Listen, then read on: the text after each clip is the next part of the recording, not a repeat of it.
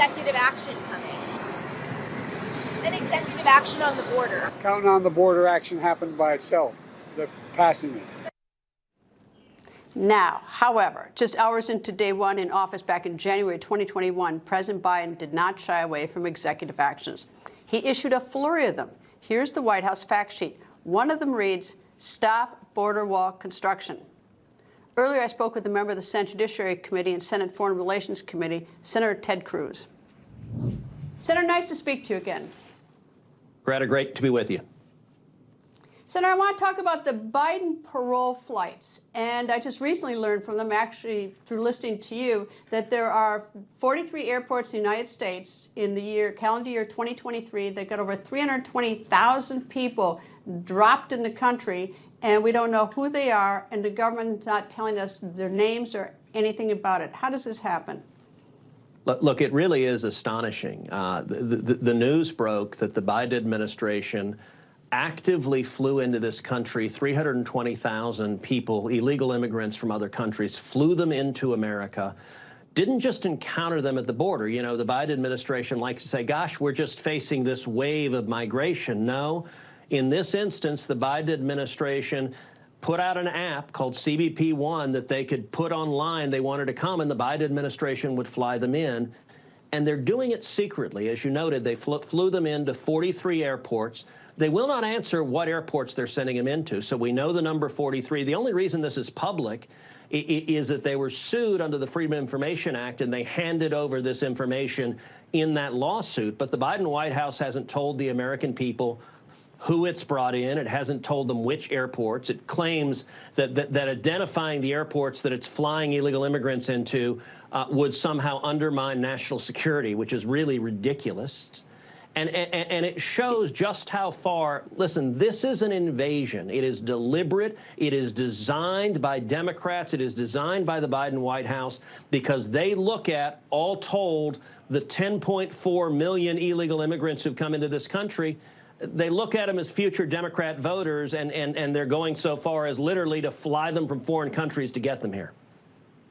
Well, I think what is particularly distressing is one thing to have them coming in over the border, and I realize that's a sieve, and there's been lots of problems down at the border. But we're actually, under this program, the Biden administration is going to get them and bring that back in, and they're not telling us about because of something they call the law enforcement exception, which I don't know what that is. There's still something called transparency and democracy. You can't just bring people in and not tell the American people. At least I wouldn't think so.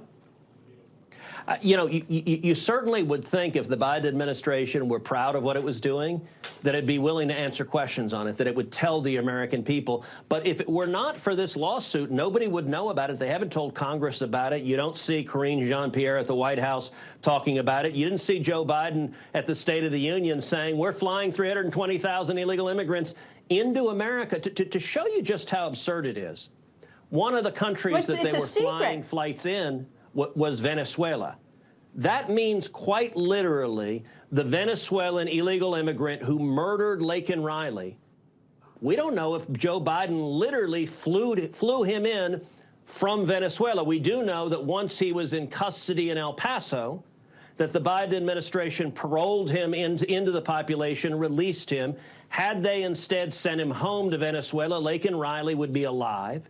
We also know that that illegal immigrant then went to New York City, was arrested again for endangering the safety of a child, but because New York City is a sanctuary city, they let him go again. Had they put him in jail in New York, Laken Riley would be alive. But it is literally so absurd that the Biden White House won't answer whether they paid to fly Laken Riley's murderer into America. Well, actually, they didn't pay. They took taxpayer money to pay, but but with apparently no oversight on it. But you've got the director of the FBI, Christopher Wray, saying how worried he is. He calls the southern border dangerous. He talks about ISIS. But here in this Biden parole program, which frankly I can't believe that that I didn't know about it. I regret that I didn't know. Is they actually went out and got 320,000 people and won't tell us anything about it. Won't tell us what cities there are, and we're paying for it, and we have no idea whether they're vetted. And we have no idea if they have any legitimate right to asylum. Yeah, look, they're simply applying using this online app. And the Biden administration, Their approach to illegal immigration is not to try to stop it, not to try to secure the border. Their approach is to expedite it, to accelerate it, to make it faster. And let me give an order of magnitude. So the word parole, you're a very experienced lawyer, but many of your viewers are not necessarily lawyers. You know, people think of parole, they think of parole as releasing a criminal from jail. That's one use of parole, but there's another meaning of parole in the law, and it is a discretionary authority that immigration law gives the Attorney General in extraordinary humanitarian circumstances to allow someone who's here illegally to stay. Historically, under President Trump, parole was used for about 5,000 people a year. That was the level it had been at all 4 years of Trump. Before Trump, Barack Obama was president. During the 8 years Obama was president, Obama used parole about 5,000 times a year. So understand, Obama, 5,000 a year, Trump, 5,000 a year. Do you know what Biden's numbers have been for how many people he has paroled into this country? I give up. It is about 800,000 a year. Obama, 5,000 a year. Joe Biden, 800,000 a year. This invasion is by design. They want this to happen. And so these 320,000 are included within that 800,000 that Biden is welcoming to come illegally into this country. And of course, this is a burden on the finance besides the risk, besides the fact that we don't know who's here, besides the fact that we're paying for this, is that you've got these people also, these 320,000 apparently get some sort of 2-year status so they can work. I mean, I'd rather them work than not work, I suppose. But the irony was that, we're supposed to be a reasonably open, transparent government, and we all got our eyes on the border, and we got lots of TV cameras on the border and satellites, everything else. Meanwhile, while we're looking the other way, they're sending airplanes to other countries to pick them up. Yeah, and look, I would think every one of those cities in the 43 airports that got illegal immigrants flown in by Joe Biden, I would think every one of those cities would want to know. We've certainly seen blue state governors and blue city mayors, like the mayor of New York City, the mayor of Boston, the mayor of L.A., the governor of Massachusetts, the governor of New York, the mayor of D.C., all saying what an enormous burden this massive illegal immigration is. You know, Eric Adams, the very liberal Democrat mayor of New York, has said illegal immigration is destroying New York City.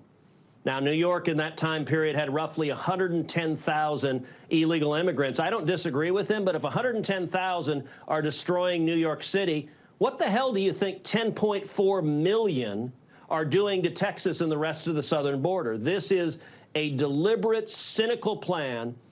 And the sad thing about Biden and Chuck Schumer and all the congressional Democrats is they're willing to avert their eyes and look the other way at the people who are dying, at the women and children who are being sexually assaulted, at the drug overdoses, all of which is because they want political power. And if people have to suffer, that's a price, sadly, they're willing to pay. All right, one quick question on Israel. What would you do? I mean, obviously, this is, Israel's such, I've been there, I've seen the videotape, and it's, what would you do? Look, I stand unequivocally with the state of Israel. Israel is right. When Prime Minister Netanyahu said that they intend to utterly eliminate Hamas, he's exactly right. Eliminating Hamas is in the national security interest of Israel. It's in the national security interest of America. What we should be doing is standing unequivocally with Israel. What we should be doing is providing the emergency military funding to Israel. A couple of months ago, I joined a group of senators in using a procedural technique to seize the Senate floor and force a vote on emergency military funding for Israel, $14.5 billion. Every single Democrat voted no. They voted down funding for Israel. We should be right now, the Biden White House is undermining the government of Israel, urging them to stop killing the terrorists. That's the exact opposite of what we should be doing. We should be supporting them because killing Hamas terrorists benefits Israel and it benefits America. Of course, the problem is that the leader of the Hamas, Yahya Sinwar, is in a tunnel surrounded by hostages. And you've got to get him first. I mean, not first, but you've got to get him. And he's protected by all those hostages. Meanwhile, he's delighted to have Palestinians in Gaza starve, so there's world pressure on Israel because none of us wants to see someone starve. And he's sitting down below. And the leader of Hamas, the top leader, he's number 2. The top leader is living in Qatar as a billionaire, living high off the hog. Well, look, that's exactly right, and it's why I've introduced sanctions, for example, to punish Qatar or any other countries that shelters and harbors Hamas terrorists. And when it comes to human shields, understand, are there Palestinian civilian casualties? Yes. But it is Hamas that is responsible for those civilian casualties. They deliberately use human shields. They put their headquarters in Gaza in the basement of a hospital. They put missiles underneath kindergartens because they want, when the Israelis go after military targets, they want dead Palestinian civilians because they know the corporate media will use that to blast Israel. It is Hamas that uses human shields, and I've introduced and passed into law legislation sanctioning individuals or organizations that use human shields. Just last week, I asked the Biden administration, did you sanction Hamas even once for using human shields? Their answer is no, because they don't want to enforce the law. And that is resulting not only in endangering Israelis, but it's also endangering Palestinian civilians. Senator Cruz, thank you very much. I do hope, sir, that you'll come back. There's unfortunately a lot to talk about in the world. Thank you, sir. Thank you, Greta.